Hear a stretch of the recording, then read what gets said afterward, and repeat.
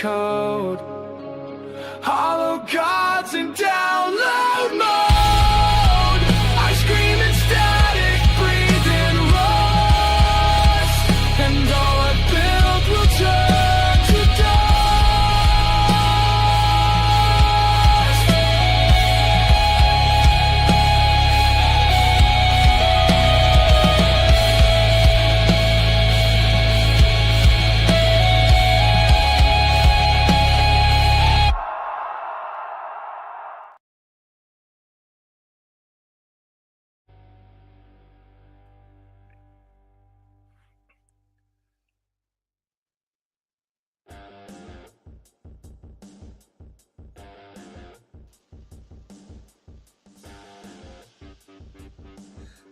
Hey, greetings and salutations, everyone, and welcome back for the first time in such a long time to the Dirt Sheet Radio NXT post-show rewind. I am Tyler, the pro wrestling hipster. I got Molly Holly, the long-haired Tuala, and look who we've got. It's one of those things that, because you and I were talking about how long it's been. My beard has gotten a little bit scraggier, but Tyler, you haven't aged a day, man. No, well, to be fair, I did make sure I, did a little, de-aging process there and trimmed up a bit there. But the gray is actually showing more than it was the last time I was on stream, which was almost 3 months ago for me. It's been a minute. According to my my notebook here, I haven't been on air since... Well, you know what? Actually, I think John Cena's last match. I think John and I did that. But for NXT, I think Deadline was the last time in December. Oh my gosh. It's crazy. Like, so much has changed, I think, as far as the way Dirt Sheet Radio does the rewinds. One big change, for example, I run the back end of the Dirt Sheet Radio NXT rewinds now. Just huge thank you to CJ for that. Doing the updates on the page and match times and all of these things. It was, and also, this is kind of a little inside baseball here, but Tuesday nights is one of the nights that the wife works late, so I do the kid stuff and the dinner stuff and all that stuff. So it ends up being a labor of love. Absolutely, I wouldn't change it for the world. But doing that and uploading everything and running the back end, it was getting to be a bit mush. So thank you so much, TJ, for being the director extraordinaire. And really, this is more into your wheelhouse. You're the one with more of the broadcast experience than I had. So basically, the only thing that changes is I'm going to be looking this way to check out my setup on my laptop, and I'm going to be looking here to talk. So if I'm looking this way, that's just because I'm working. So, February 24th edition of NXT. We are here streaming live on the interwebs. This is, I would say it was a really good show. Oh, yeah. Overall. I said this earlier today in our group chat, but like this was a hell of a week to get to come back for, 7 matches on, hey, Dr. Dallas, 7 matches on the card tonight, which is a lot for a weekly television show. Not all the matches had a lot of time. We'll get to that. Some were much shorter than others. But of that, was it 4 title matches? 4 title matches, yeah. 4 title matches. So a lot of, opportunities for gold here tonight. Also title match implications, as we also had the start of the women's speed tournament. Which, just an aside before we get into everything, tonight's speed championship match was 7 minutes long. And I gotta say, I think I like the speed matches if they're a little bit longer than 3 minutes. That was a thought that definitely popped into my head as well. Like, I can appreciate the title matches being 5 minutes when it's one-on-one. It was a great choice to make the triple threat a 7-minute match. Mm-hmm. But even like 4 minutes for a regular tournament match, I feel wouldn't be too terrible. Yeah, just, I don't know. I'm wondering if this is going to start to lean into them maybe easing the time, that short of a time limit on it, but I don't know. But we'll get into that when we get there. But shall we start everything here at the top of the program? I think we should. So, at the top of the program, we had our interim NXT General Manager, Robert Stone, running down the show, leading us right into our first match of the night, the Vanity Project taking on Dark State, challenging for the NXT Tag Team Championships. Great match, back and forth action. Crowd cheering for the Dark State was not on my 2026 bingo card, but here we are. Well, I think that just how obnoxious and hated Swipe Right or the Vanity Project are. I'm going to have a hard time not calling them Swipe Right as a tag team. I understand they probably think it's easier to call everything's the Vanity Project. But to me, the Vanity Project was the whole of everything. Swipe Right was the team. Jackson Drake. Yeah, sorry. I want to say Joshua Drake for some reason. That's not right in my head. Then I want to say Joshua Jackson. I'm like, nope, that's an actor. But I still kind of dig the Swipe Right name. Maybe they think that's going to be dated sooner rather than later. But people have been swiping right for like a decade or less, I suppose. I don't know. I was older than that generation of online dating. So I've never actually even seen what Tinder's interface looks like. So good for me. But I gotta say, I've been espousing the praises of the Vanity Project for months online, but I love them. I think that they are, just like I said, obnoxious, but in a really fun way. And yeah, they were getting booed over Dark State. Now, granted, when you're going heel and heel, somebody's in all likelihood going to get cheered over somebody else, or at least a little bit. But Dark State, God, I was going to say at least Dark State's cool, but I don't even know if I'd say Dark State is cool. I you know what? I'll say it. Dark State is cool. I enjoy, and to that point, like heel on heel matches are a hard one to get stuck with because of that fan interaction. Like you still don't want to get cheered, but at the same time, there has to be some level of fan investment. Right. So I'm glad that the fans weren't just booing the entire match. Right. But again, lots of back and forth action. Closer to the end of the match, we had some interference. We had new champs crowned after Tony D'Angelo came out, made his interference, and we got new tag team champions in the Vanity Project. Now, we were talking about this this afternoon, even, Tyler. You were definitely more invested in the Vanity Project than Dark State as a whole. Why is that? I just find them more interesting at this moment. I don't know if it was the amount of stop and start with Dark State that they did with them when they first brought them in. It was a lot of them running roughshod, but then they weren't really doing much in ring. And then, they kind of veered a little off and did almost a comedy angle with them for several weeks with Cutler James, or James Cutler, if you like, with him saying his, I don't know how else to put this, accidental double entendres. Yeah, I was going to say hilarious homoeroticisms. But I mean, and they allow were that on the CW.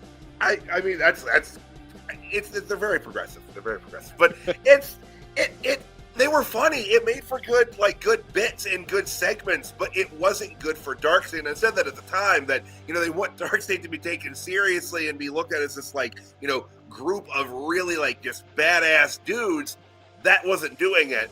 And, then they had them get the tag championships, and they've had a couple good defenses in there. But I just feel like all of the Dark State vignettes that they do, it's all just kind of the same thing over and over. They say the same kind of few little things. It's almost, in a way, compared to what happened to the Wyatt Six up on the main roster. You just kind of do the same bit over and over, and it kind of loses the mysticism in the air. And maybe it's just that in some way Swipe Right or the Vanity Project are just, newer on the NXT proper scene. But I just find their characters to be more engaging. I think also, as I'll say this, just based off of tonight, as heels, clearly they're clicking more as heels with the audience because the audience just absolutely hates them.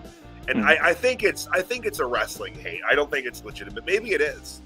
Maybe people find them that obnoxious. But I like the character development they've done with them. I feel like they've done more with character development in them in about a month and a half than they've done with Dark State in about 6 months.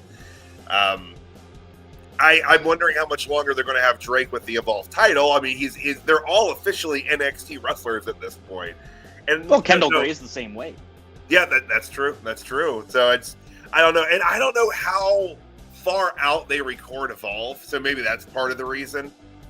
Where it's like, well, we just haven't had a chance for him to drop the belt yet. But because that thought kind of popped into my head too, like Jackson Drake being the Evolve champion, but now Swipe Right is holding a more senior title in a way. Like I don't know if they might incorporate more Evolve into NXT proper as time goes on, but I think just the focus that Evolve has had on the NXT show so far really indicates how seriously they want fans to take the brand. Yeah. We said this when they were going to launch Evolve initially, but it really has taken the place of Level Up. But they have put so much more behind this iteration of Evolve than they did with Level Up. I would have loved to see a Level Up championship. I'm not gonna lie. Yeah, it was. It would have been the Gatekeeper. Would have been. Of course. Man, I miss Dante Chen. I think he's in Evolve. I think that's what he's doing right now. I think. I don't even know if Tubi is in Canada, so I might not be able to even see it. It is also on because I don't know that Tubi is in Canada, but it is also on YouTube for that recent internationally. Interesting. I did not know that. Yeah, but yeah, new champions here tonight. I like this. I think that them just being chicken shit heel, obnoxious tag champions, I think it's going to be great. Later tonight they had a backstage vignette where they were talking about how they can't wait to go out on the town wearing those championship belts, and I like stuff like that. I absolutely, I'm here for that kind of representation of a champion. There's something. Look, I'm not comparing them to Ric Flair. But, I mean, that's something Ric Flair would have said, I'm surprised they weren't giving out their hotel room number or something live on air. That would have really sealed the deal. Also, I want to point out that Brad Baylor, God bless him, he's got the 1990s teen heartthrob haircut. I don't even know which one that is. I gotta be honest with you. He's the one. All respect to the Vanity Project. Okay, so Brad Baylor is the one on the left. Yeah, he's got the poofy hair there that's split in the middle. Yeah, but I mean that's the haircut that all the boys on Home Improvement had back in the day, including the actor that played Brad Taylor. Which now I'm kind of wondering if that was the inspiration for the name there. But yeah, I as heels, I just liked it. Maybe they need to do something different with Dark State. Maybe Dark State shouldn't necessarily be heel. Maybe, like you said. They have that potential to be way cooler, I think, than they are right now. Maybe that's where you lean into. Just do something more. I don't know. And that was going to be my next question, too. Because I was thinking about this during the show, where the anti-establishment gimmick really works best if the establishment is already coming down on you. So, like LA Knight wearing his Unchosen shirt. On SmackDown in recent weeks because of the Unreal episodes. Right. But Dark State came into the company. I'm going to compare them to... oh, God. What was fucking T-Bar and Mustafa Ali, that whole... what was that called again? Oh, my gosh. But I'm going to compare that to them because they also came in with this mentality of we are being screwed over by this company, right? And we're done taking that time. If the company didn't want you there, They wouldn't let Retribution! you Sorry. into the Thank you, Retribution. They wouldn't let you into the building. Like the Right. fact that even just like the entering through the crowd that they all used to do because they're not allowed backstage. Again, why are they in the building at all if that's the case? It was even that was the same logic of the mislogic to the NWO back in the day. It's like, why are you even allowing them? Why are you selling their merch at the booth? Make it make sense. So that was the first match of the night. We had brand new tag team champions. And again, Tony D'Angelo making good on, his promise to take everything from Dark State, and then he just stares silently in the crowd like an Italian Sting. Italian Sting was my band name in college. Sting. Oh, that's awesome. Man, I wish. Anything else you wanted to talk about this match before we carry on? No, just it was 11 minutes, 51 seconds, which I think was the longest match tonight. Not the shortest, though. Really? No, definitely not the shortest. We wait. About the shortest. Oh, no, the main event's a couple minutes longer, but we'll get there when we get there. Over the course of the rewind, for sure. Yeah. So after that match, we got an interview segment with Miles Bourne talking about his NXT North American Championship match later on in the night. Quick interview segment followed up by Sean Legacy taking on Keanu Carver.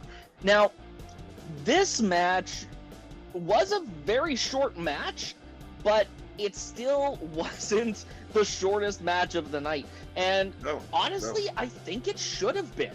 Like, Keanu Carver got the win. Again, very short match, but it still had like 4 or 5 minutes to it. Tyler? 4 minutes, 16 seconds. Just under 5 there. But it was great, though. I like the way that they're presenting Keanu Carver, and it's fine for Sean Legacy to take this loss. No BFD on that. But that pounce was vicious. That was an excellent pounce. And a lot of that is on Legacy, being able to, fling himself like that. But it looked like $1 million. And I'm glad to see the pounce getting used here again. And it fits. It fits Keanu Carver's style. But I dig him. I dig him a lot. I see a good future for him, which is good because there's some space for upward movement in the men's side of the NXT era here. Oh, absolutely. Where my problem comes in with this match, and again, I use problem very loosely. Like, it was a very good match.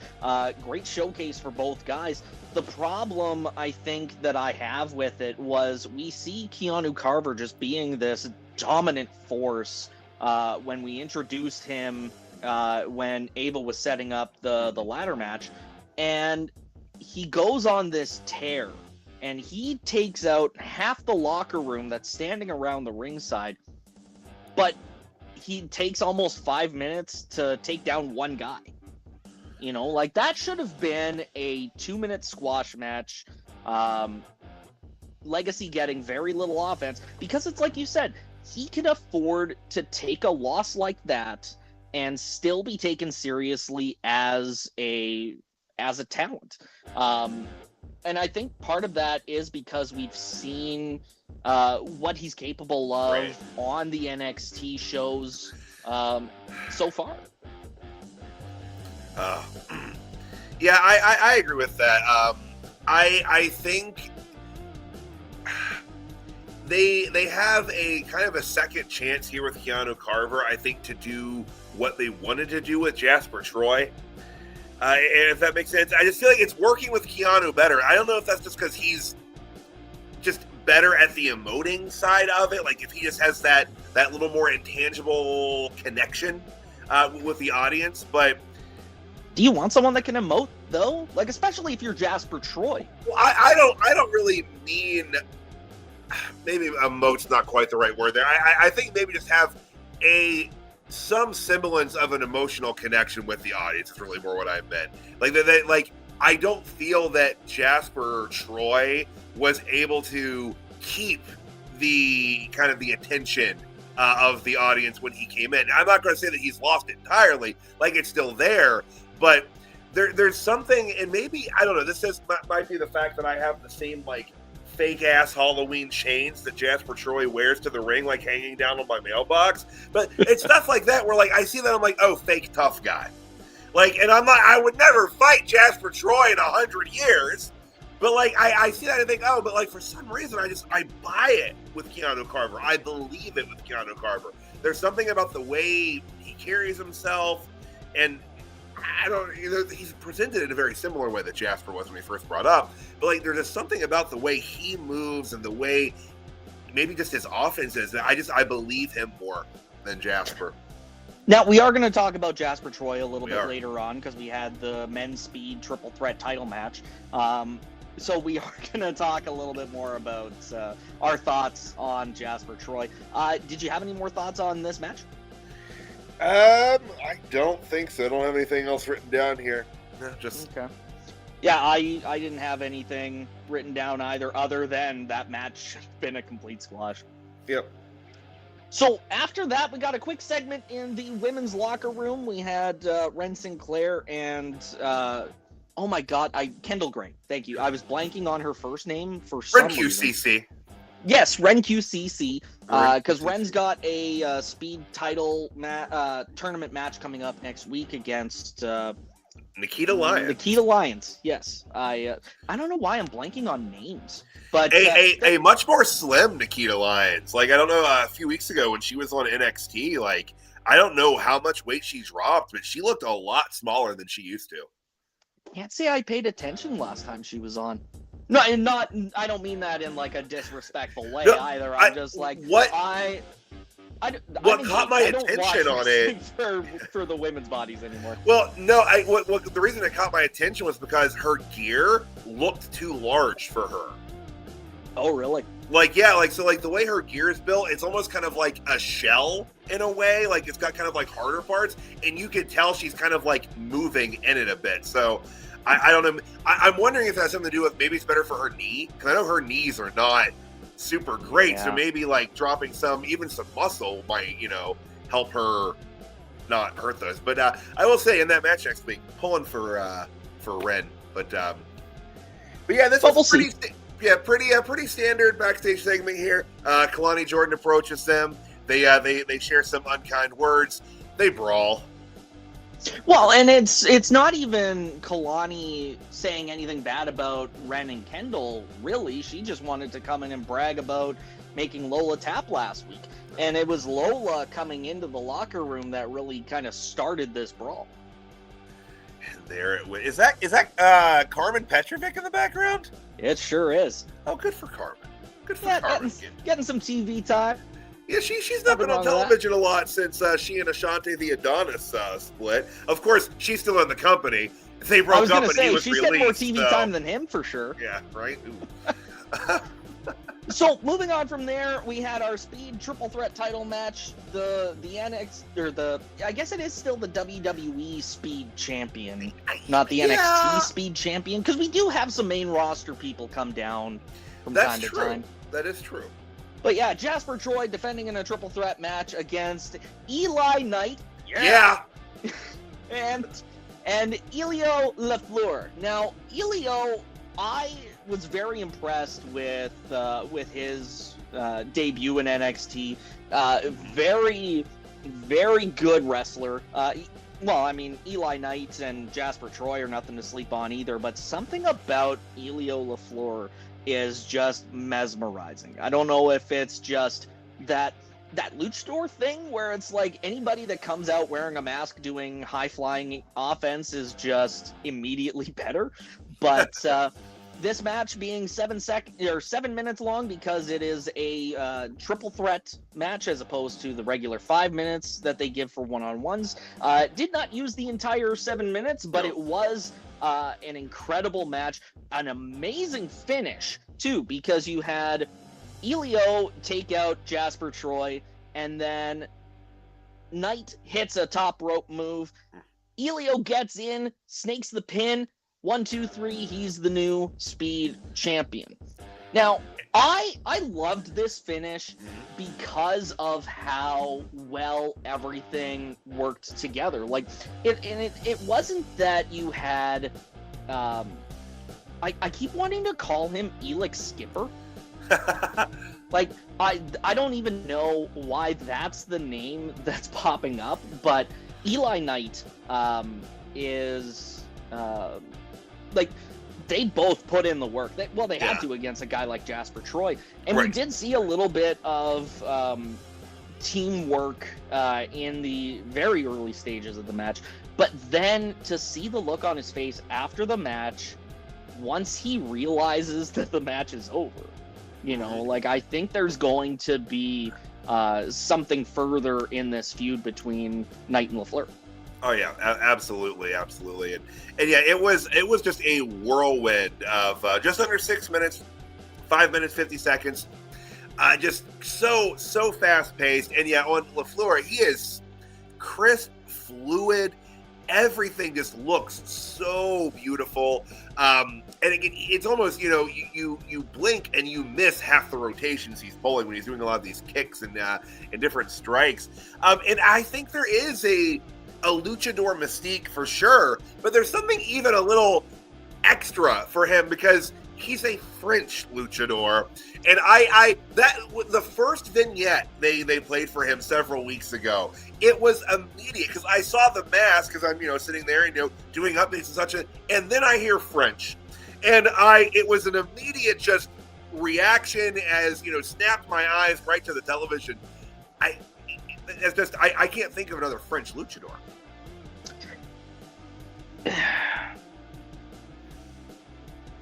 And don't say when Andre Giant wore a mask. That does not count. Oh man, when Andre hit that planche off the top rope, man, I popped so hard. It was so, yeah. So did the turnbuckle and the ring ropes. That's why Demon Balor crashed in his match against Roman Reigns, because the top rope was still feeling Andre's weight. Yep. All these years later. All those years later, just rippling through time and space. But yeah, this was great. I like LaFleur as Speed Champion. It makes more sense with what the concept of the Speed Belt is, to have a wrestler that's, again, more of a quick, fluid style. Although I will say, Jasper Troy getting it when he won it, it was surprising for that reason, that a bulkier, seeming more plodding style wrestler would win it. And I'm kind of wondering if they put him in this position for a while to give him time to just be good enough to work more than 3 minutes at a time. Well, I doubt he would have won LFG if he couldn't put on better matches than 3 minutes long. That's true. That is true. But I was even thinking this earlier today, like Jasper Troy was already bigger than the Speed title when he came into the company. Like, I was kind of disappointed when he won. Not because of anything he did, but just because, you know, they put so much emphasis on LFG and they wanted to make it work. Is there even a season 3? I'm not sure if they've announced one yet. Because season 2 happened right after season 1. I didn't even watch season 2 because I was hoping that there was going to be a little bit of a down period between seasons, and it felt like too much. Immediate. Yeah, it was too constant. Now, I will say, in him feeling bigger than the title, I think they're working on this. I think we need to change our perception of the Speed Championship a little bit. Because, like, when it launched, it was a lot of, you know, I think understandable poking fun at it, as it was a championship based on Twitter. Mm-hmm. And then when they moved it to when they moved it to NXT proper, I was like, okay, so are we going to stick with the 3 minute thing forever on this? And they've already moved away from that a little bit. But I think, you know, this is also rehabbing the Speed Championship a bit. I almost wish it had a different name. Like maybe when they brought it to NXT, I even said this. I hope that like they would just transition it into being a television title, or something along those lines.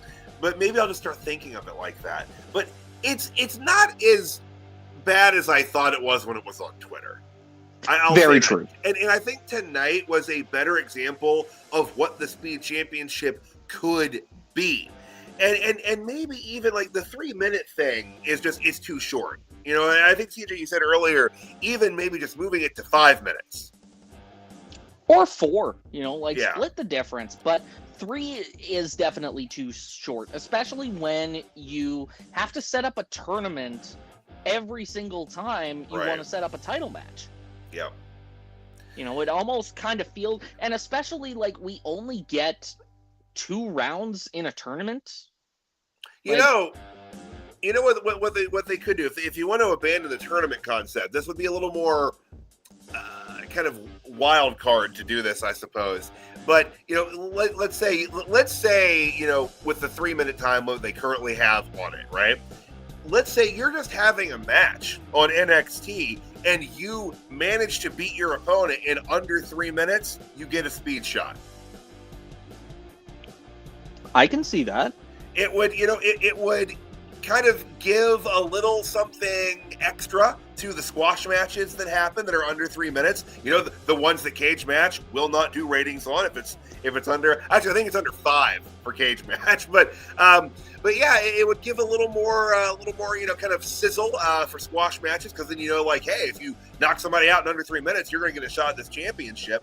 I don't know, it's just something to put out there, because you're right, that tournament structure every couple of weeks, and then they'll just kind of forget to do it sometimes. A couple weeks ago, they said that Stone's like, look, I'm working on the women's tournament. Sorry. I inherited a hell of an administration here. Thanks, Ava. Just straight up. Well, and we never talked about that either. Like, no. It was kind of weird for her to just hands off and say, I'm out. Like, what? I wonder if there was something that happened backstage. Well, okay. I don't want to imply that Ava did anything wrong. But... Oh, I'm not Ava. This is a couple things that, you know, from the musings of Uncle Dave that I've heard over the last month ish. But he had said that, you know, word from inside or whatever, I don't know who he's talking to, that her contract offer was either the same amount of money or maybe a little bit less, and she didn't feel that it was worth it, because truth be told, she doesn't need the money. She doesn't need the job. She can go work at her parents' studio. And, you know, she doesn't need the money, so she can go do something else. And in some regards, it almost seemed like she was acting like this was kind of keeping her from doing other things. But so the money thing was part of it. And it's also worth mentioning that Ava's real life girlfriend was released from her developmental contract. Oh, really? Yeah. I did not actually hear that. Yeah, I'm pretty sure that's what Dave said. And so that was part of the... Again, that was pure speculation on his part that had anything to do with it. Truthfully, it probably didn't. I would think. Like, but like, I don't know, her heart was never really in it. I think that's kind of obvious. We've said this a bunch. While she was improving, I think without question she was better, you know, right before she left than she was, when she started, or even 6 months prior to that. But we said this much too, she wouldn't have had that job if her dad wasn't Dwayne. Like, after she crapped out as a wrestler, that would have been it. And it's just like, she wasn't good in the ring. She really wasn't good as a character worker or on the mic, but she was given this position, again, because it's like, well, we don't want to, you know, well, he wasn't on the board of directors of TKO yet, but, you still want to keep The Rock happy. Yeah, you want to keep The Rock happy. And they tried with her, and it got to the point where her performance made sense to what NXT was. NXT, it's like WWE the college years, you know? And it's almost like there's something kind of frat chickish about her, and almost like she's just like she's there not just to learn and do the job, but she's there to party too. CJ, she was there to party too, and that was obvious because she dressed like a fly girl from 2002. But like, I did actually appreciate her bringing back the fashions from my youth. It was always nice to see that on television every week. But I was still bummed when she left, when they announced that was it, that she wasn't, going to resign. Partially because, like I said, I got used to Ava being there. She made sense as the GM for what this version of NXT has been, which again, I feel is more like a college campus type of feel. Between college campus and sitcom is really what this is, which is probably why I love it so much. But I do wonder if the tone of NXT will shift a little bit over time as we move towards a new general manager, because Robert Stone, as you said, is the interim general manager. I don't know if he's got enough, oof to be the GM by himself on NXT. He might need a deputy. This is the opportunity. WWE, NXT, you know what you have to do. Bring back Von Wagner. Then we can finally get an answer on whether or not he fought those kids. They've already got the connection. That's not where I thought you were going with that. I thought you were going to say bring back Stevie Turner. I thought that's where you're going. Oh, totally. Because they make such a great duo, and I feel like them as the GM together would have been a little bit more dynamic, but it would have been so much more comedy, and maybe they're trying not to really do that as heavily. Speaking of Von Wagner, there's an indie show coming up in Chillicothe, Ohio, which is about an hour and a half from where I'm at, and it's in March. And Von Wagner is one of the wrestlers appearing at that, and I really have half a mind to go just to specifically ask what the resolution was going to be. If you do, you have to record it. Yeah. That has to be made public. The NXT universe has been clamoring for this information for years. They have been. And on an odd note, that show is probably going to make some minor headlines around the wrestling sphere because it is the first public appearance of one Johnny Ace since everything came out. Really? Yep, he's doing a signing. How has he not, how has the promotion not had to cancel him yet? I don't know if a lot of people have heard about it. Cause I know, cause I follow World Classic Professional Big Time Wrestling. That is a mouthful. So I saw it on there, and they had a little promo thing that they had posted from Laurinaitis, but I don't know if a lot of people know. The only other place I've heard it, I was listening to guys here at Dirt Sheet Radio, we do often listen to other things as well, but I was listening to a PW Torch show when I was going into work this morning, and one of the guys on that had mentioned that Johnny Ace is going to be at that show. So, I mean, people know, but I just don't know if, enough people know. It's kind of like when, what's his name, got booked and then, immediately got knocked off the show. Brian Kendrick? No, Brian Kendrick. Marty Scurll. What show was that? It was that brief that I think he was booked on it. This was a month or so ago. Okay. When was Brian Kendrick booked in Knockoff? Oh, that was years ago. After he got released from WWE again, he had a match on AEW scheduled against Jon Moxley, and then some of his comments conspiratorial things. Was it Sandy Hook or was that just Ronda Rousey? I think he talked about that too. He's also like a there are groups of families running the world, like one of those. He has said some things. Honestly though, there's a promotion in Canada that I've seen lately promoting bookings for Brian Kendrick and Austin Aries. Oh, wow. And I go, why not just burn the whole thing down and start from scratch. If you're gonna book Brian Kendrick and Austin Aries.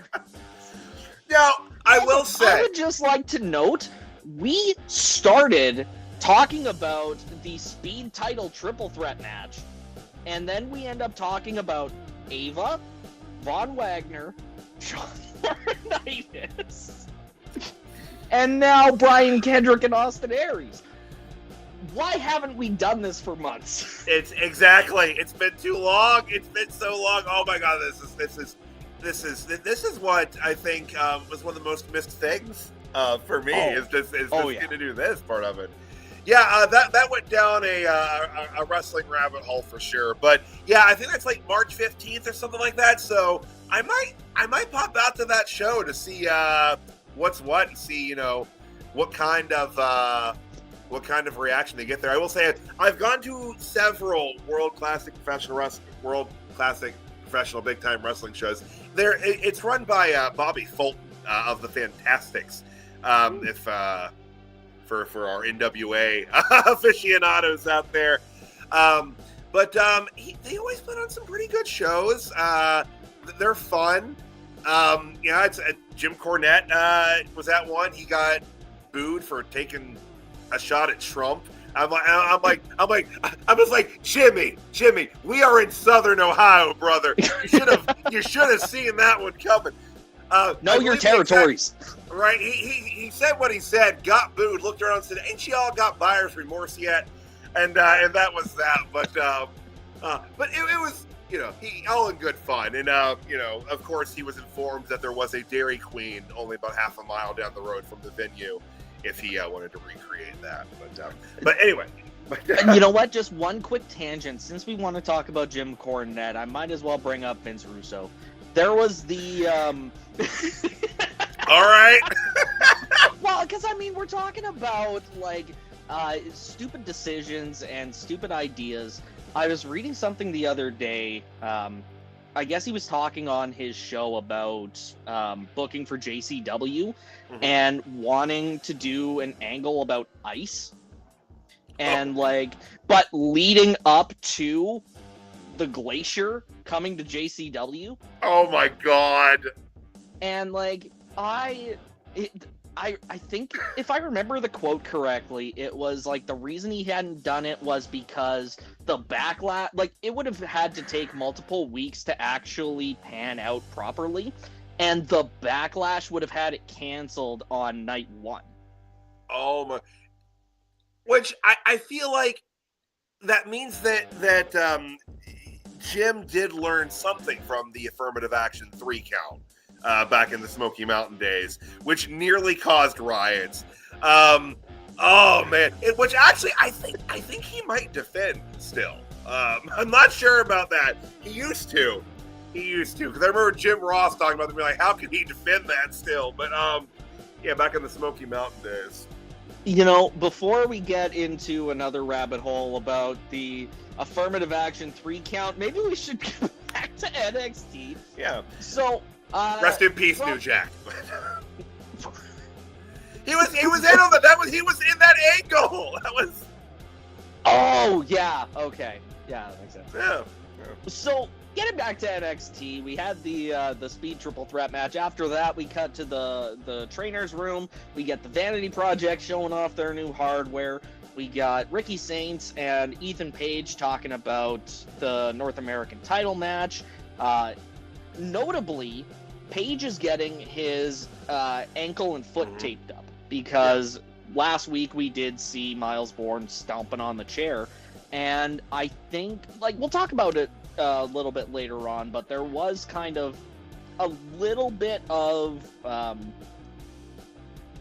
ankle did play a factor a little bit, if I remember the match correctly. Yeah, which so, I think was designed, and we'll. It's kind of foreshadowing a little bit to what the end of tonight's main event is going to be, but I think they were doing this a little bit to protect Page, in some degree. And I even said in my my NXT preview with my weekly questions on that, would he even be able to compete with what happened to his ankle? Because typically they do an angle like that, that's a break. That's writing someone off television.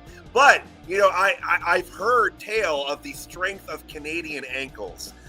So clearly, this is just another example of that, and he was able to go on. I need to clarify, much like the ankles of our counterparts to the south, some Canadian ankles are better than other Canadian ankles.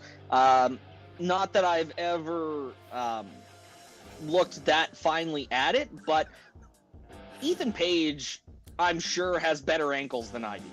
Like, I roll those shits like so fucking much. And you would think that if the Canadian ankle was as strong as you're saying it is, that just wouldn't happen. That's fair, I guess. Okay, so maybe it is just he hit the genetic lottery for that ankle. But I will say I like this segment. I really enjoy the Vanity Project segments on the TV. I know they're obnoxious, but there's something just kind of fun about it. And I also like, just shit smiling heel Ricky Saints. He just fits so well with that. He's so obnoxious, but like his interaction specifically with Ethan and the Vanity Project, they're all so obnoxious together, and it's almost like they should hate one another, but they don't. And it's just like they all just kind of almost try to out-obnox one another. And it's just I don't want to say it's beautiful because that's a really weird word to apply to them.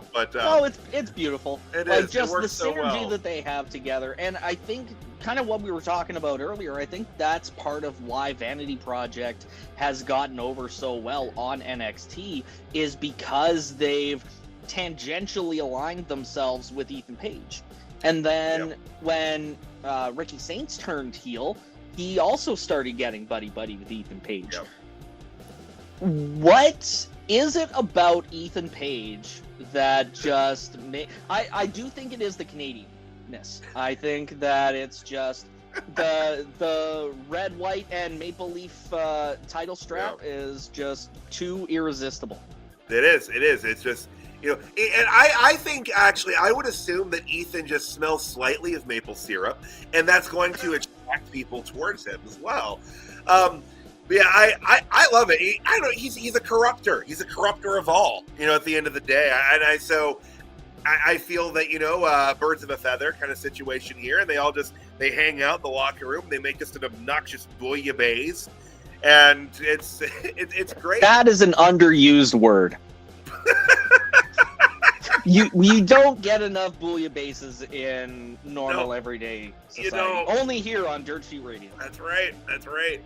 But solid segment here, setting up. And yeah, like you said, I like too that the Vanity Project just kind of moves towards where they think the winning lane's going to be. And also, you talked about them getting over the personalities and the way they present themselves. Also, especially Smokes and Baylor, they bump their asses off. If I were a wrestler in NXT, I'd want to work with either just because they're going to make you look like $1 million. It's almost like the Kurt Hennig or Shawn Michaels principle. Like you are just going to fling yourself around that ring, and they do, and it looks great. And they are small dudes. Well, and I meant to mention that in the tag title match at the top of this show, there was a point like right before the first commercial break where one of them gets tossed out of the ring, and then the other one gets tossed onto the first one. Pops the crowd like crazy, so of course it's it's justified that way. Yep. But that is part of why I think Dark State is going to wind up doing well in the end. Yeah.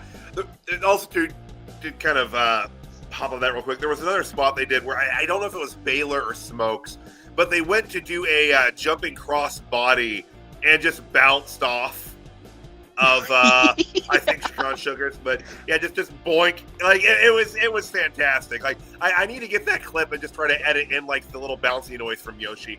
But almost great. Like that. It's almost like Santino Marella level prop comedy. Yes, yeah. But I don't even think prop comedy is the right word, but I mean, if they are the prop, I guess just physical comedy. Just pratfalls and that sort of thing. But yeah, it was great. So after this segment, we had our NXT champion Joe Hendry basically give us part 1 of his life story. After that, we had... Oh, that's not the right picture. After that, we had, oddly, like a segment from NXT's alumni talking about his... Oh, I think that was actually later in the show. I didn't have that written down anywhere. But it's weird because why I wanted to talk about this, who the hell was this for? Yeah, I don't know. Like, you have an NXT alumni on NXT programming talking about how NXT benefited his career. I get that if that segment was going on Raw, SmackDown, PLE to promote the NXT brand. Right. I'm already watching NXT. I don't need to be sold on it. That's so weird. Yeah, I mean,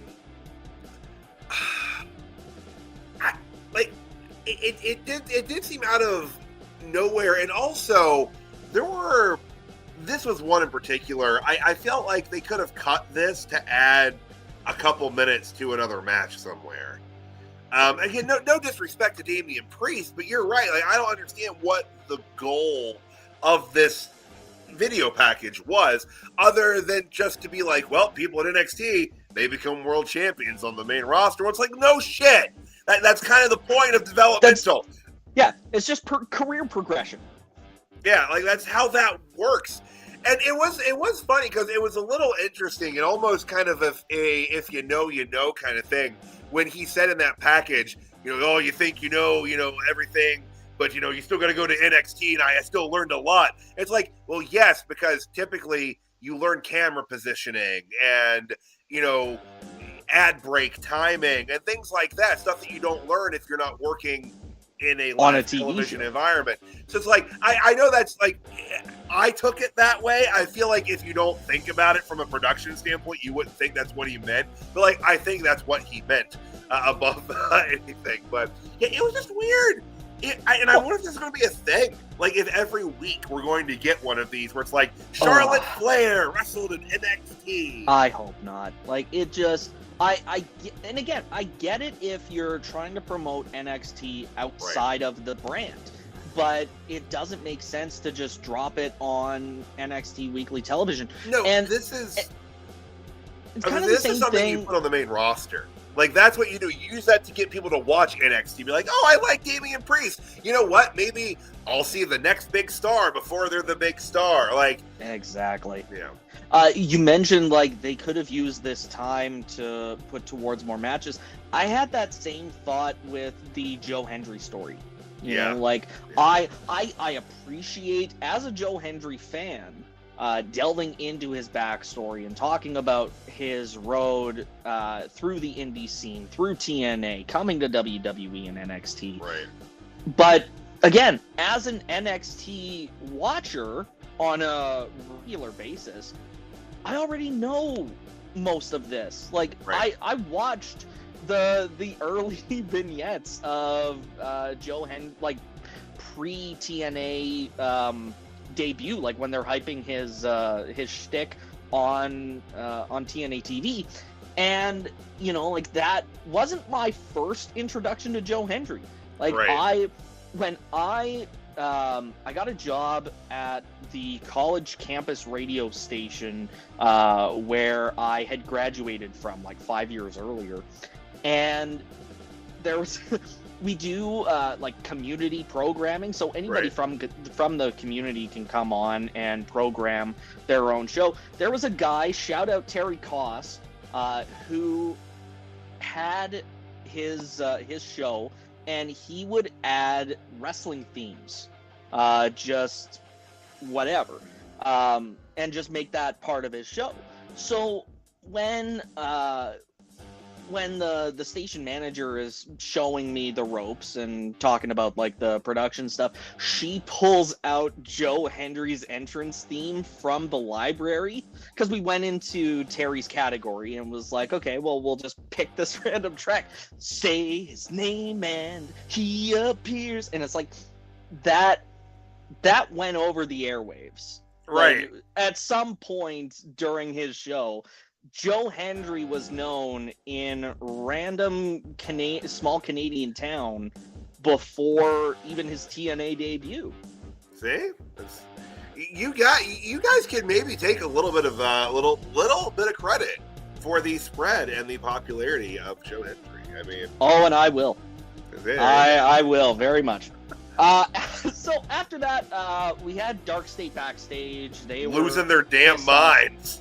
Yeah, they did not take losing their tag titles well, understandably so. Yeah. I don't think I would have taken that well either. Someone else who was not in a good mood was Lola Vice, who marched right into Robert Stone's office and demanded a match with Kalani Jordan, but not just any kind of match. Next week, not next week, at Vengeance Day, we are getting Kalani Jordan versus Lola Vice in an underground match. Now, I was thinking about this even last week. I was like, man, we haven't had an NXT underground match in a while. My favorite fact about this now is that there have been more underground matches with female competitors than male. Oh, wow. There have only been 2 male NXT underground matches. This makes 4 of the women's matches at Vengeance Day. And how many of them has Lola Vice been in? I think all 4. Because I know she faced Natalia and Shayna Baszler. Mm-hmm. I'm trying to think of who... Did she do one with Carmen Petrovic? I don't think it was Carmen. I feel like we're missing one here, though. There's another, it was another Lola match. Because they really have kind of made it like her thing. Like, this is her signature match on NXT. It was Jada Parker. Oh, Jada! I completely forgot about Jada Parker. Yeah. We are going to be talking about Jada later on in the show, too. But yeah, the only 2 men's matches were Eddie Thorpe versus Damon Kemp and Eddie Thorpe versus Dijak. Oh, wow. Okay. Man, I miss Eddie Thorpe. I miss Dijak. I do miss Dijak. Like, I miss Eddie Thorpe as well, but... I still think of Dijak's bent finger from that post after he broke it. Oof. That's so good, though. Like, what a star. You know, like, he absolutely should still be with WWE. He should be doing incredible on the main roster. And the fact that they called him back up to Raw and just never used him. Never used him. Criminal. Yep. Absolute shame. Absolute shame. So, after that segment... women's title. The NXT Women's Championship. JC Jane defending against Sol Ruca. I don't like Zarya's smile right there. Didn't care for that one bit. You know, in retrospect, she was definitely serving looks. Yeah. Almost like she knew exactly what was happening. As the ref was raising the title, the bell hadn't even rung. Zarya decides to spear Sol Ruca. JC was shocked. This random fan was shocked. And I'd say Sol Ruca was pretty shocked too. Yeah. So ref rings the bell because Sol says she can still go.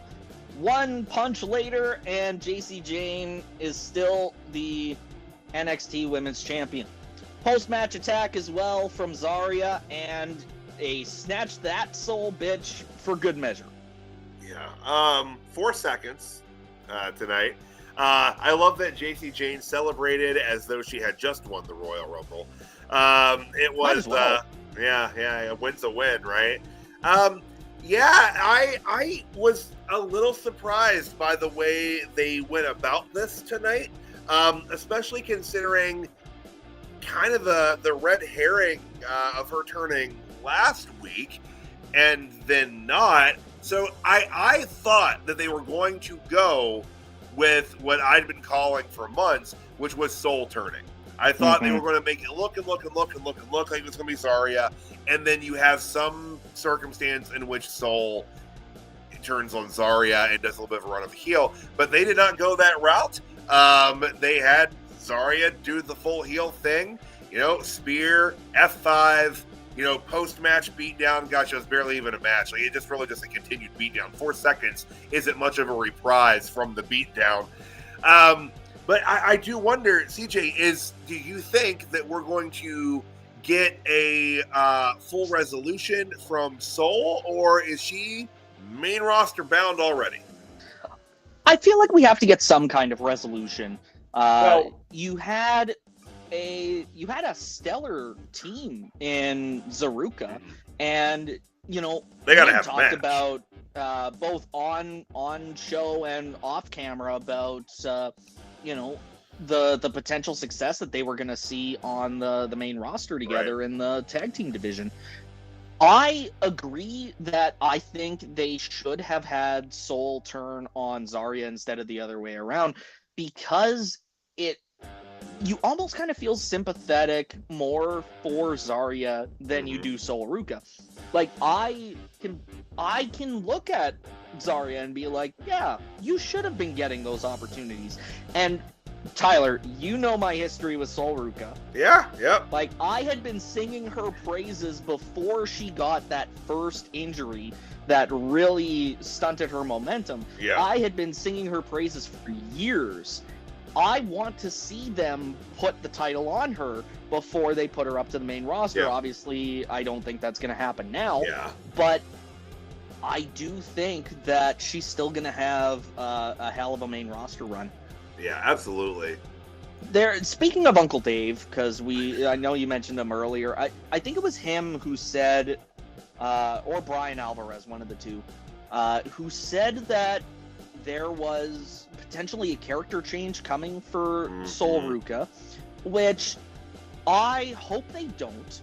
Yeah. I hope that she stays the exact same way on the main roster as she was in NXT. It's such a good gimmick, and she does it so well. Why did my camera just zoom out completely like that? That was pretty cool. It's weird. It's like you did it with your mind. It was pretty wicked. Okay, maybe it is a thing. It's a thing. It is the hands. Apple. Apple. Well, I don't even know if it's Apple, because I think it's just, it could be Apple, but I thought it was the streamer.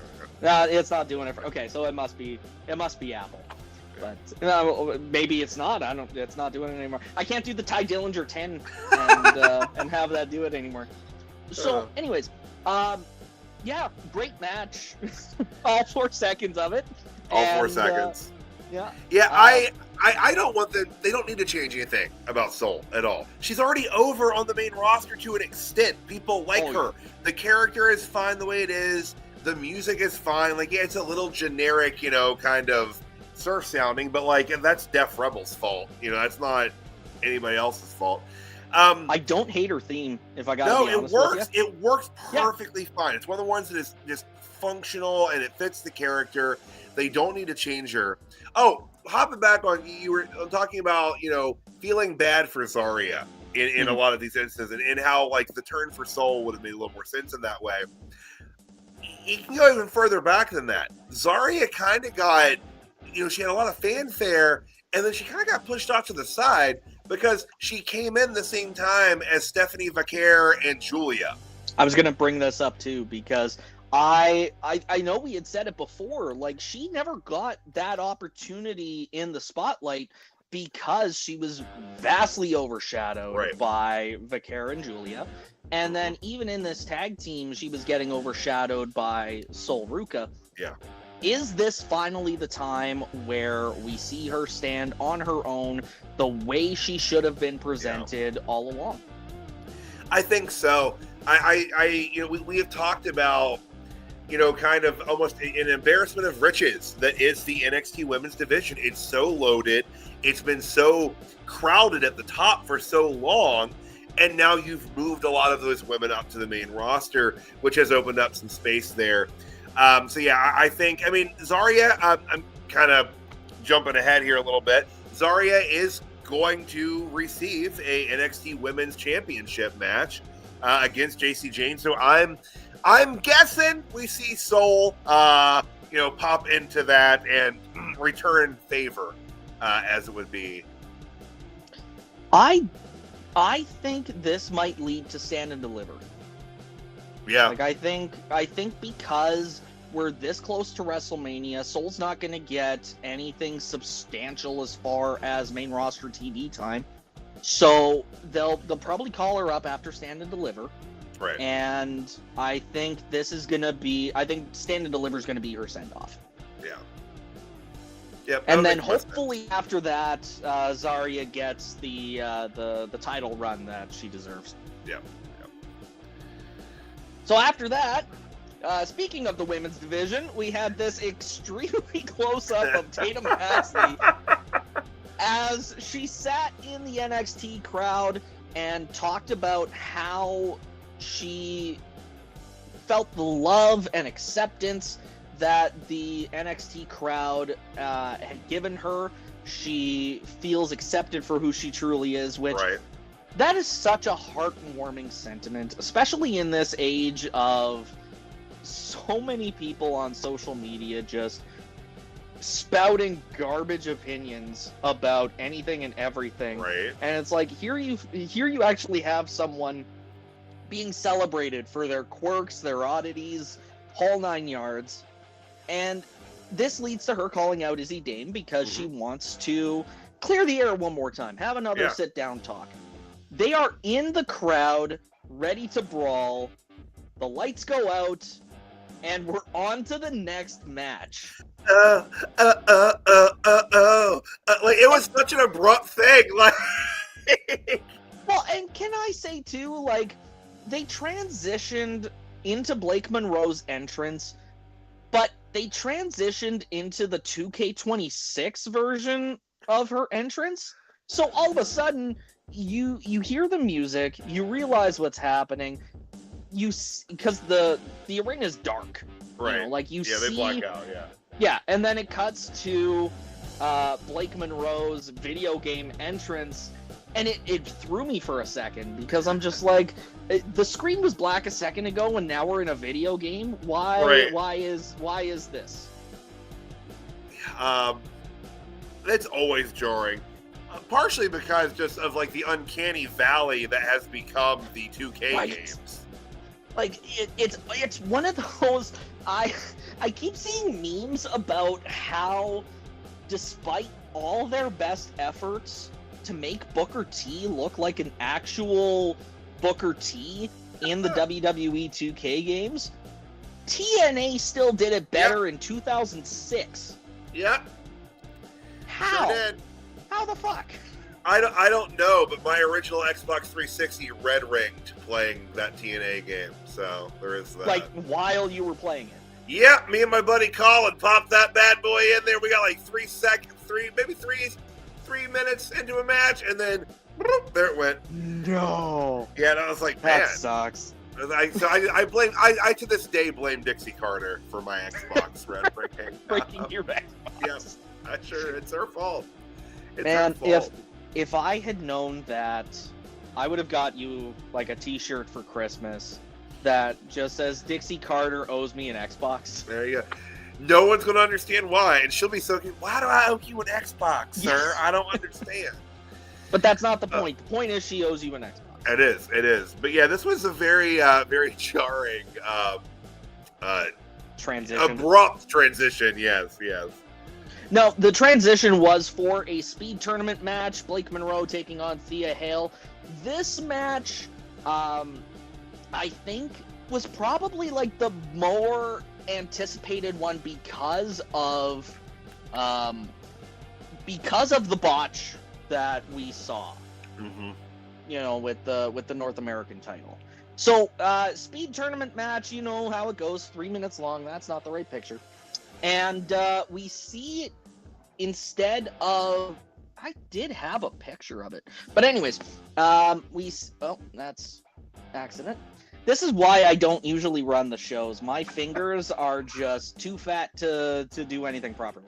But yeah, we see Thea Hale get the win over Blake Monroe, move on to the next round in the semifinals after Jada Parker interfered, cost Blake Monroe the match. what did you think of the match?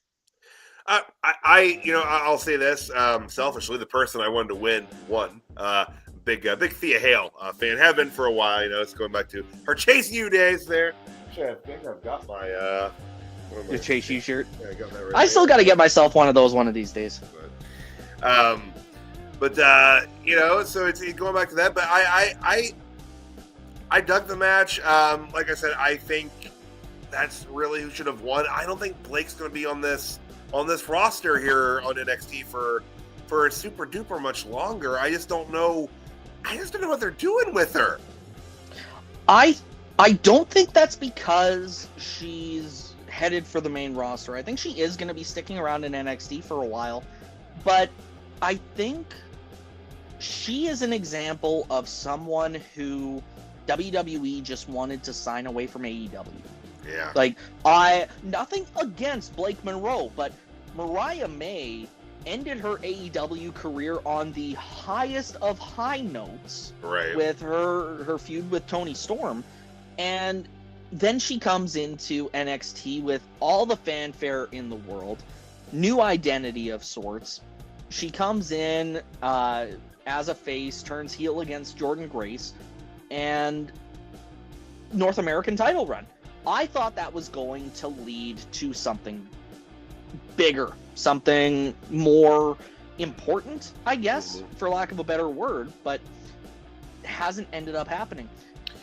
I don't think that's necessarily her fault, though. It's like you mentioned earlier, the women's roster is just too deep for its own good. Right. And people are going to get lost in the shuffle when you have a 2-hour show and you have to schedule all the champions, all the contenders, everybody else that you want to try and highlight over the course of this show. And, right, it's Zarya all over again. Yeah. Well, and too, like you said, they probably had different plans for Blake if she hadn't, not laid there. If she kicked out. Yeah, if she had kicked out, I'm sure that would have been a little bit different. But solid match here, and again, it makes sense. Her continuing through with Jada Parker, which again, Jada's kind of been in a similar boat there, where it's just like she's clearly very good and very skilled and has a lot of upward mobility, but she just hasn't been able to move up because the space hasn't been there yet. So I kind of feel like they're both in that position of like, all right, let's let them maybe feud just while we're waiting to move someone up, because people have been clamoring for Jada to start getting those title opportunities for a while. Oh God, yeah. Like I would love to see NXT Women's Champion Jada Parker sometime in my lifetime, but I guess I can't hold my breath too much. Anything else you wanted to mention about this match? Minute 7 seconds. Speed. It's speed. Yeah. Back to Joe Hendry. Like I said, we got part 2 of his life story, talking about like the latter part of his TNA career and getting into WWE and going to the Performance Center and all that kind of stuff. Then we get a commercial break, and immediately the bell rings. Boom! And we are into Cale Dixon versus Uriah Connors. Now, this was a match that we had seen getting teased the last couple weeks when we saw Connors turn his back on Dixon and Chase U and side with the Nepo Babies. I can't remember what their actual stable name is, but yeah. Do they have one yet? I've heard it mentioned. Was it Birthright? It wasn't Birthright. Something like that. Yeah. I wanted to. I kept thinking of Bloodline, and I'm like, that's not it. That's already been done. It has. I liked this. First of all, I want to say this is the first time that we've been on air since they've, kind of reformatted Lexis King here, trying to round up the multi-generational talent, and I like it. This is the most interested in Lexis King I've been. I in a way, Uriah's turn to the dark here I blame myself a little bit for, because I kind of feel that he forgot his identity a little bit until the NXT show in Columbus. As Chase U was coming out, I shouted, "Fourth generation wrestler," and he looked at me and gave a nod, and I think that clicked, and the wheels started turning that night. And now here we are. He has sided with Evil. My question, though, how does Stacks factor into this? Because he's marrying into the Morellas. Okay. Yeah. See, because he's I did have to Google that, because I was like, is Stacks like a multi-generational wrestler? He is not. He is just first gen all to himself. But because he's engaged to Ariana Grace, that's his shoehorn into the group. Okay, I mean, I guess if that works, I suppose. That's better than being like, well, he was a Heritage Cup champion, and that's a wrestling heritage. He's actually, I think he's technically still Heritage Cup champion. I'm just putting that out there. I need to look into this, because I saw your Facebook post about the Rewind coming back, and I think that was one of your questions. Is Stacks still the Heritage Cup champion? Because it's been gone for a while, but no, I do dig this concept. I do hope that Charlie Dempsey will see the light and hitch his horse up with him as well. But I like this. Relatively quick match, 4 minutes 28 seconds. Still far from the shortest match tonight. But Uriah Connors understandably getting the win here. I do hope that Chase U can once again scrape themselves together and get some new enrollees, because right now Chase U consists of Andre Chase and Cale Dixon. And that's not really a university. That's just two guys hanging out. Sometimes in a classroom. Yeah, sometimes in a classroom. I will say, this is not the first time we have reported on and talked about a Uriah Connors Cale Dixon match, going way back to the Level Up Adventure days. They had a television, I don't know if I can call it a television feud, it was Level Up. But they had a bit of a story feud on Level Up as well. So was that around the time that he had that squash match on Raw against Braun Breaker? Yes, it was. Yeah, because I still think that was weird. Like you have an NXT heel going up against Braun Breaker and gets absolutely demolished. Just crushed. Crushed. And I remember that week's episode of Level Up, because Cale Dixon was on it, and I think it was either Vic or Blake had said something to the effect of, now this match took place before Monday, right. He got broken in half. Before Cale had to be reestablished as a human being. Off the mat. Oh man. But they ran it back. They know how to work with each other. So, and now I will say, Uriah Connors, we've talked about this a lot, him being a fourth generation wrestler. He is, for the few of you that haven't heard us yell this, he is the son of one Fit Finlay. Now, another Finlay just finished up his contractual obligations in Japan. And one would wonder where he's going to land, and if this would be the perfect opportunity for him to come into NXT. And if that's the case, do you start calling Uriah Connors Finlay as well? No, because we haven't started calling Lexis King Pillman. We haven't. No, and for that matter, Charlie Dempsey is Charlie Dempsey. So yeah. Speaking of Charlie Dempsey, we did see him backstage talking to Tavion Heights during this match. They did that picture-in-picture thing. What do we feel about his participation in this group? Because he's been on the fence, but the way they kind of seem to be presenting it is he's getting closer to one side of the fence. Like it feels like he's actually weighing his options.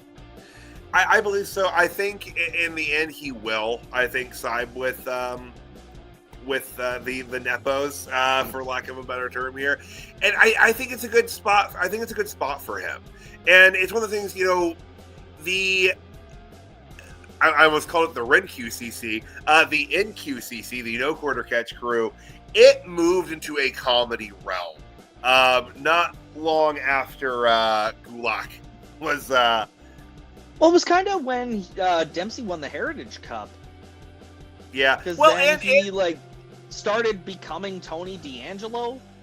Yeah, they were playing the obsessive angle when they had Ren enter in. They started doing a lot more goofy stuff with her, slapping him around and stuff, and it was all fun. But this would probably be a good opportunity for Charlie to kind of move back into a more serious, kind of just stretcher, go in there and tear tendons apart kind of wrestler, the same way his father was often portrayed for large, bulks of his career. His father, also a great comedy wrestler at that. So clearly, the Regal apple does not fall too far from the tree here. He's very, very similar. Have they ever formally said, by the way, that he is William Regal's son, or have they just made little jokes and nods about it?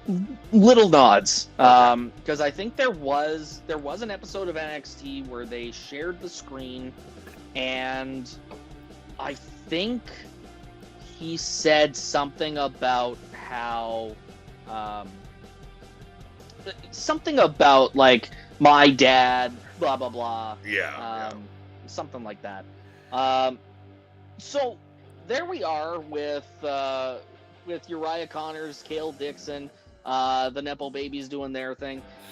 Backstage, we run into Fatal Influence, and Zarya calls her shot against JC Jane, and basically says, if you don't give me this match, I'm going to do to you what I did to Sol Ruka. Yep. So, lo and behold, Zarya has a title match next week. Yeah. After that, we cut to the men's locker room where oh my God, I almost called them Private Party. Jesus Christ.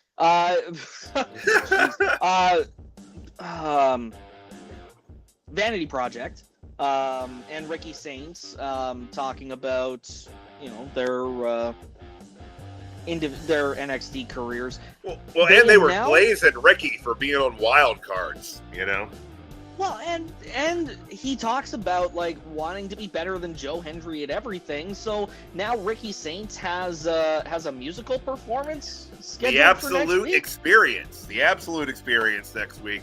I don't know what that's going to be. I'm really hoping that we just don't know this about Ricky Saints, but he's like an ace accordion player or something. Just the pan flute. Oh my gosh, that would be so annoying too. He just comes out there skips around. Oh my God, I guess that was sports. That'd be great. But I don't know. That's gonna be a gimmick for someone one day. Is just them and a pan flute coming down to the ring. It's going to be whoever pops out of the box on Raw. It's going to be someone with a pan flute. Who was it that had that flute in their entrance theme? I'm hearing it, and for some reason I can't think of it. It's like was that Regal's? No, it was a higher pitched one. Oh, I'm blanking. I can't think of it. I'm gonna message you at 2 a.m. being like, it's this one. So, we still get Vanity Project. Ricky Saints goes and talks to Robert Stone about his idea for next week. And then we're greeted by Hank Tank and Shiloh Hill, who are apparently very foul-smelling and dressed like mechanics. Yep. The steering wheel that you see in Shiloh Hill's hand is apparently from Brad Baylor's car. Which he recognized, which I'm going to be honest, CJ, if someone walked up to me with a steering wheel, I don't think I could pick my steering wheel out of a lineup. Maybe just by the sheer fact that it has the Toyota emblem on it and there were other non-Toyotas, I'd be like, that one's mine. But no. But also, the steering wheel itself looks like a generic prop steering wheel that would not actually be in a car in the 21st century. No, it looks like it came off an arcade cabinet or something. Yeah, You know? they probably did. Yeah. And why would they smell? Why would they smell so bad from taking apart Brad Baylor's car? You know, that's a great question. And I wish I knew the answer to that. The best thing I can think of is just like sweat from hard labor. I guess so. I don't know. But anyways, humid in Florida. So after that, we end up in Robert Stone's office and we run down the card for next week, which is basically the women's title match, Ricky Saints experience. We did have, I think, a couple other matches, but I didn't have the graphics for those. The 6-man tag. It's gonna be the Vanity Project against Hank and Tank and Shiloh, and I think that's all they actually announced at that moment. I think it was just those 2 matches in a segment, but yeah. And we had Robert Stone talking about that in his office, and then we get to our main event, the North American title match. Ethan Page defending against Miles Bourne. Now, I love the little character bits that we see from Ethan Page. Here he is telling Mike Rome to introduce him as the greatest North American champion of all time. During his introduction, mind you. So he is actively cutting this man off like he's Paul Heyman, being like, do it better! So this is a very good, solid back and forth match. I would say, honestly, match of the night for me. Oh yeah, absolutely. You had 2 guys just beating the absolute hell out of each other until we see some interference. Jackson Drake hitting Miles Bourne in the head with the Evolve title. Not enough to keep him down, thankfully. Then we see Ricky Saints come out. Joe Hendry cuts him off at the pass before he's able to do anything. But then we see the roll up, 1, 2, 3, and Miles Bourne is your new North American champion. I love it, and I will say that part of what factored into the finish there, Page did get bumped into that exposed turnbuckle, which was his own fault for exposing. And he hit the they don't call it the zigzag for Evan Bourne. It's the Born Miles Again, Bourne. I think. I just called him Evan Bourne at that. Yes, Born Again. It's the Born Again. Great match. I really thought that Page was going to win. When we got to the setup for the second interference of Ricky Saints, I'm like, okay, they're actually still going to have Ethan walk out here. But I liked it. I will say the crowd was a little more split than I would have liked for them to have been during this. But, I mean, Ethan Page is just so cool. It's hard for people to hate him. And I think that's part of, the drawback of being a cool heel is, yes, you connect better with the audience, and yes, they are more likely to support you over other heels, but you're not supposed to be getting cheers as a bad guy.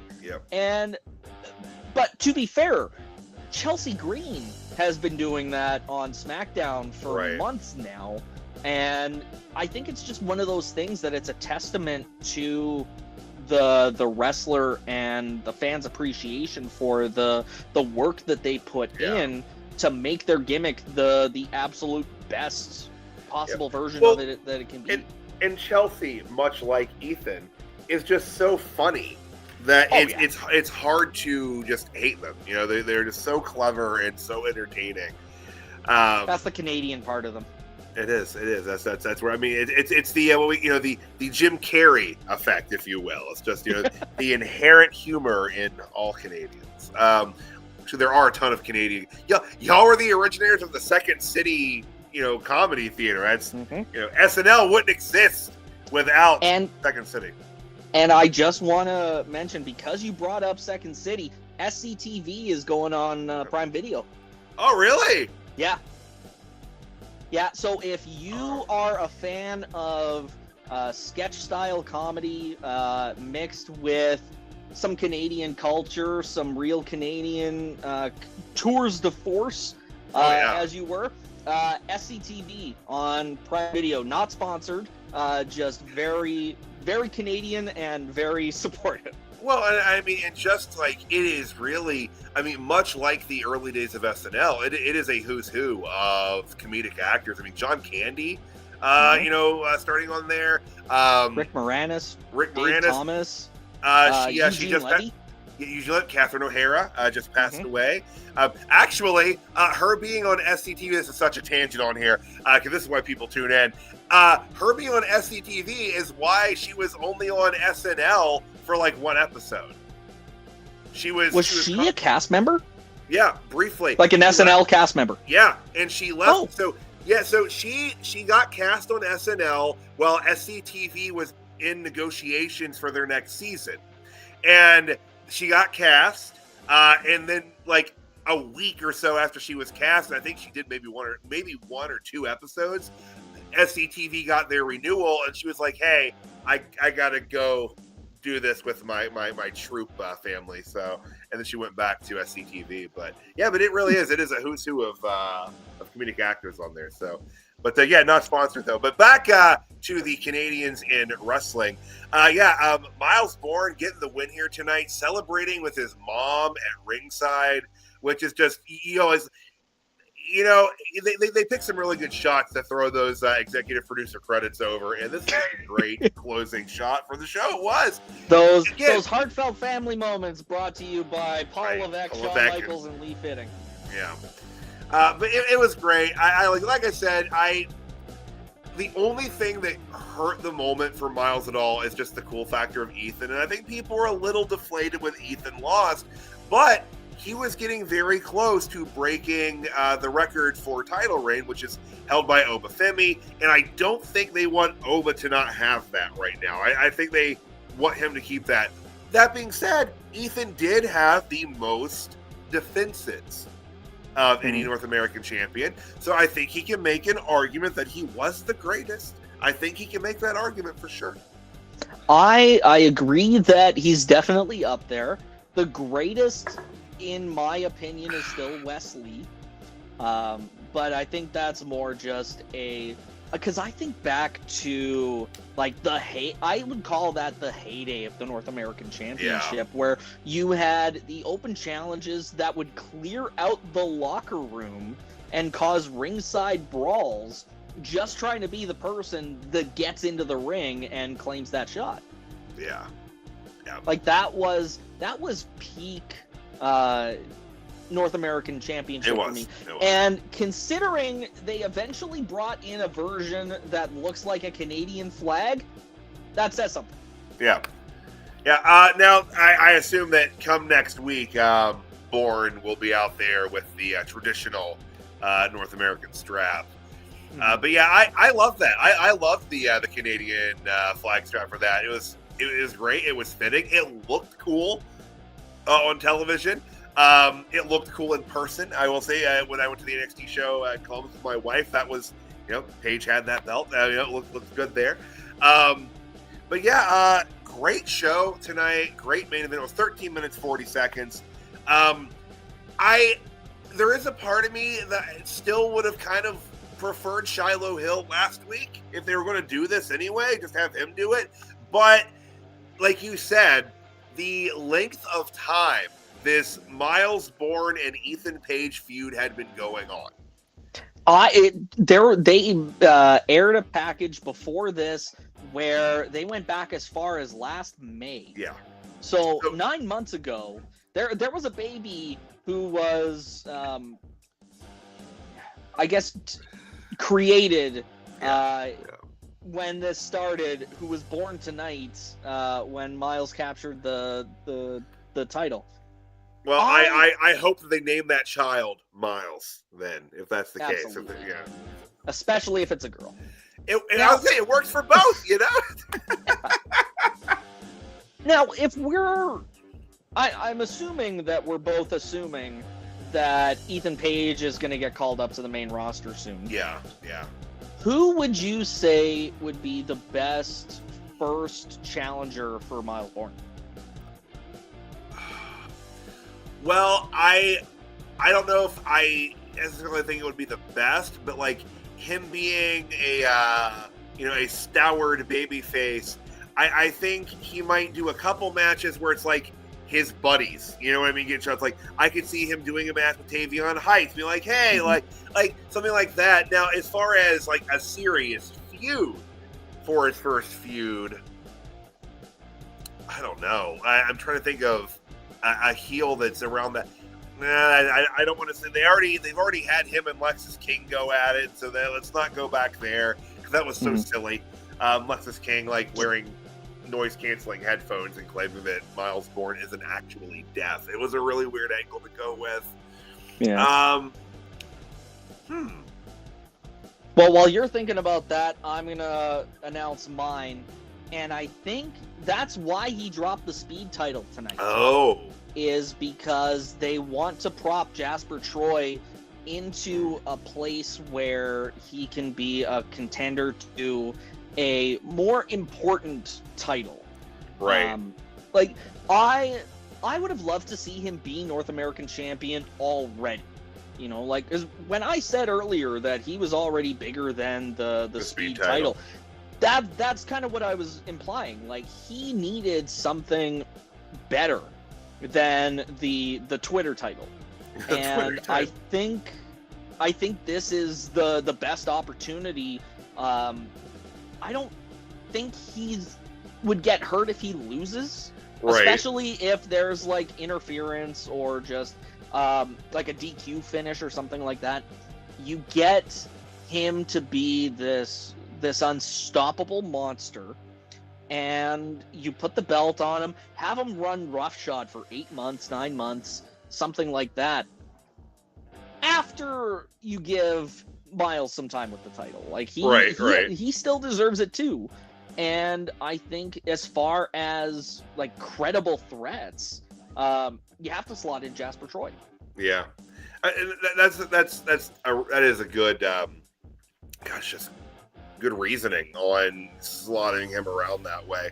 And you're right, he makes much more sense in that level of title contention than Speed. Again, just the concept of the Speed title didn't really even fit him personally, but I think I get where they were coming from, because like even just a 5-minute match against Jasper Troy, have him just squash whoever's the champion, hold the belts, and like be the dominant champion in the Speed division, where you have to hit that time kind of thing.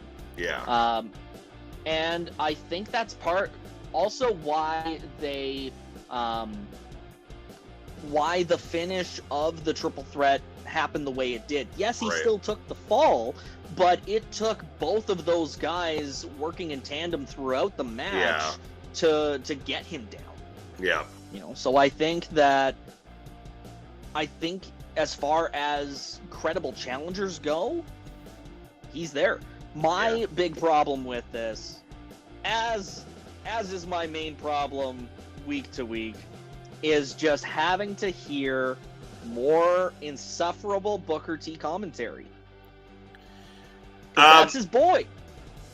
Yeah, it is. And book is book. Speaking, we've talked about the award-winning commentator. Yep. Oh, Vic. You had to get that dig in there on him. But, I mean, he was. For those of you that don't know, in the Wrestling Observer Awards this year, Booker T was named the worst commentator in professional wrestling. And, I mean, yeah, probably. But it's part of the NXT experience. It really is. I wish it wasn't. Like, I wish that Vic had someone to bounce stuff off and didn't get just random buzz phrases and catchphrases and just utter incoherence from his commentary partner. Yeah, it's a lot of sounds. And like what I can't believe is that Booker keeps finding wrestlers to do crazy, stupid shit for. Like every time a wrestler moves out of NXT to the main roster, I'm like, all right, that is something Booker won't do now. And then, by God, he finds something else the next week to start to latch onto. He lost the Devil's Kiss Now he's just making gooner noises when Lola Vice does her like hip corner thrust. Like, I used to enjoy listening to Joe Hendry's theme. And now, like, I can't not listen to it and not hear Booker T. It's the same thing with Trick Williams' entrance. yeah. Like, my brain just automatically fills in the, yeah, what? 6'4", Trick Willie. Like, oh god, yeah. Booker T lives in my brain, and I don't necessarily want him there, but that is where he resides. It's a lot. It's a lot from Book. It's a small corner of my brain, but boy, is it loud. Well, and then like there's just certain things where it's just like I hear certain words and I'll hear Booker T's like in my head. That's how internalized it is. Like, but yeah, he just keeps finding more and more things. And yeah, the Joe Hendry one's rough because I don't think he actually knows the lyrics. I think he just knows like the part where it's like wave your hands and I believe in Joe Hendry, and like you don't have to know much more than that. Really. No, I guess not. But it's really just, we hate stop sign me. It's just like Buck, please. And apparently, at least have the lyrics in front of you, right? And apparently, there is like he's recorded that audio for 2K. Good, I love that. Yeah, Wait, so Booker I guess T has? yes. Oh, So Oh. I guess if Oh. you play as Joe Hendry, I'm assuming in the NXT arena that's how you would trigger that response, I guess. But that's what I heard is that's in there. So you can treat yourself to Booker T telling you to swing your arm not swing your arm from side to side. That's Captain Lou Albano doing the Mario. That's whole different.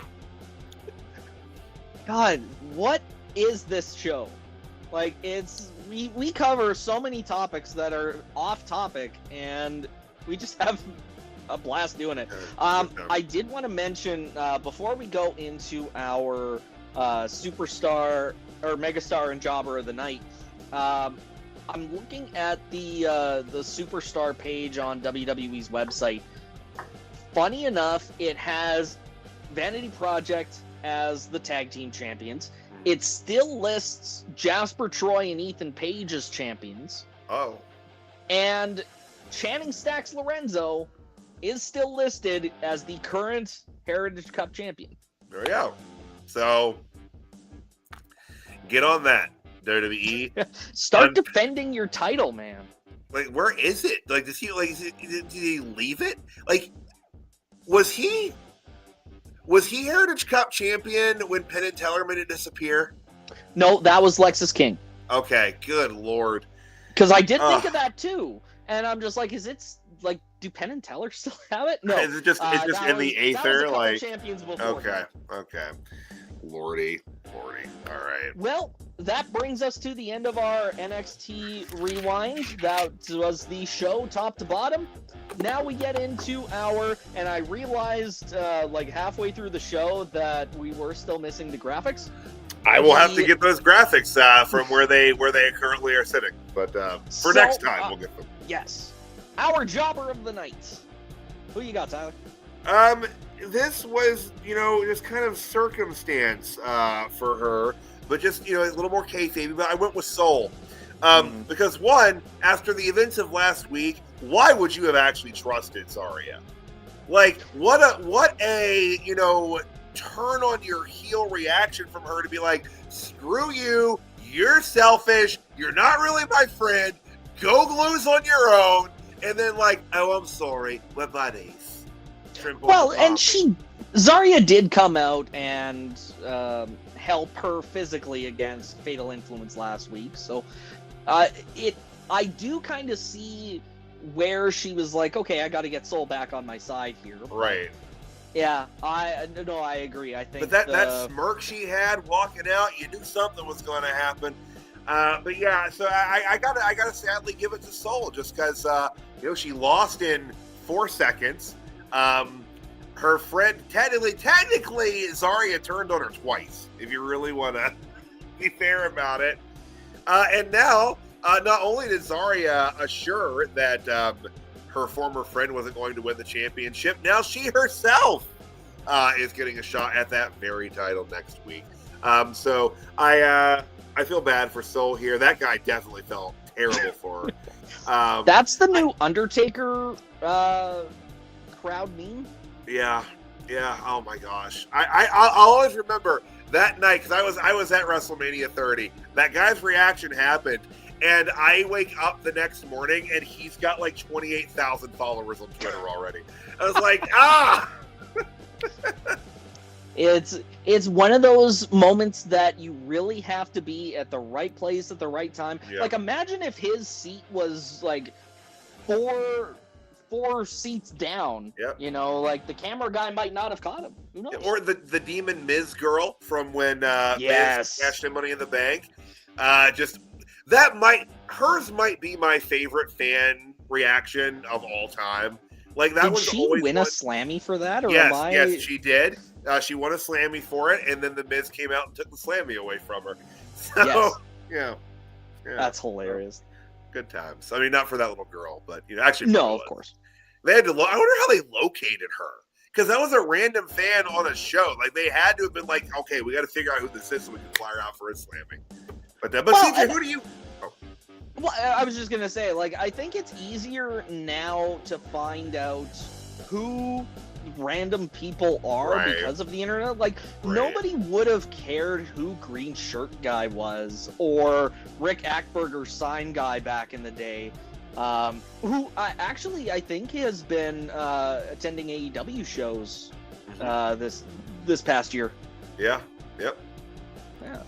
All right, so we go from our jobber of the night to our megastar. Well, hold on. Who was your jobber? Who was your jobber? Soul. Oh, the Soul Furious too. Okay, Yeah. okay, sorry. All right. Yeah, no, I agreed. Everything you were saying, it's like I know we're kayfabing it a little bit, but it's Sometimes we do. Yeah, and that's okay. Kayfabe keeps the magic alive. It does. My megastar of the night, got to go with Miles Bourne. He had an incredible match. The crowd popped so hard on the 3, and he deserves it. He's been working his ass off now for the last few years, especially since he broke out on his own. And, I think the sky's the limit for him. I think he's got tremendous upside, and I'm looking forward to seeing what he does. Oh yeah, I agree with that. He's got just star potential for a bunch of reasons. He's a great wrestler. He has a great just everyman connection with the audience. He's one of those guys that I think would be hard pressed to be a believable heel. So he might be babyface for the bulk of his career. But yeah, he's great. And you're right. He's had a fantastic last calendar year. Obviously, can't say he's had a. Actually, we can say he's had a great 2026. He's a champion now, so you can say that for him too. But yeah. So to kind of give a little more shine here to someone else, because I had two listed here, Miles being one of them. The other is Elio LaFleur. I'm just captivated by this French luchador, and I love that he was the winner here tonight. I think the concept of a speed championship is, again, just much more suited to that style of wrestling. And I've been looking forward to this all week. It was one of the matches I was most looking forward to, in part because I knew it was going to be longer than the standard 3 minutes. But just him and Eli Knight working together. If I could just have him and Eli Knight get a good, 15-minute match in there, that'd be great. So far, I've only gotten to see them wrestle for between 3 and 6 minutes each time. But yeah, I as much as I like him winning the Speed Championship here, I do want to see more long-form stuff from Elio and Eli Knight for that matter too. God, they're both so good. And Jasper Troy, but like you said, I think Jasper probably is going to be moving up the card towards that North American level, but. And hopefully we do see more out of Eli Knight as time goes on. I feel like Elio is kind of pigeonholed into the short matches for the foreseeable future, but yeah I think he's going to do really well too. Yeah. All right, well, that brings us to the end of our show. Another fantastic week of NXT action.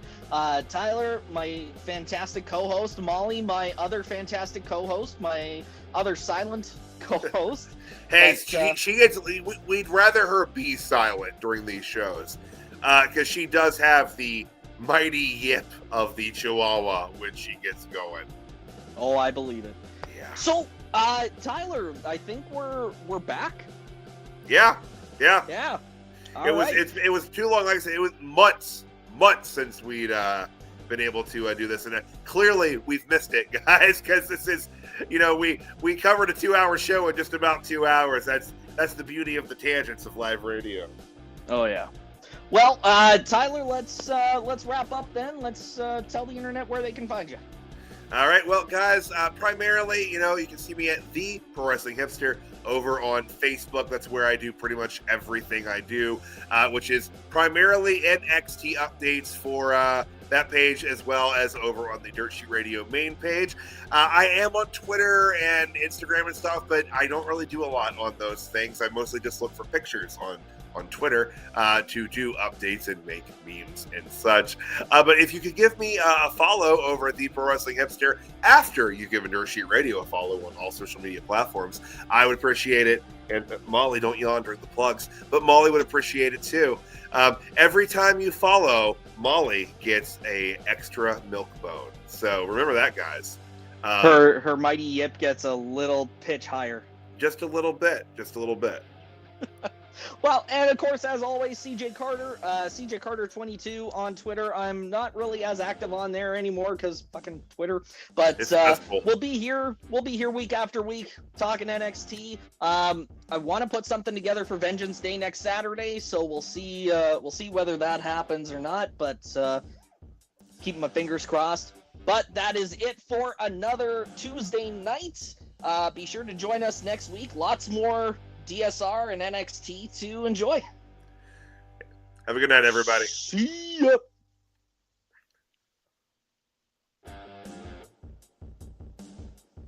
This concludes our broadcast day. Good night, and God bless. The sport of professional wrestling.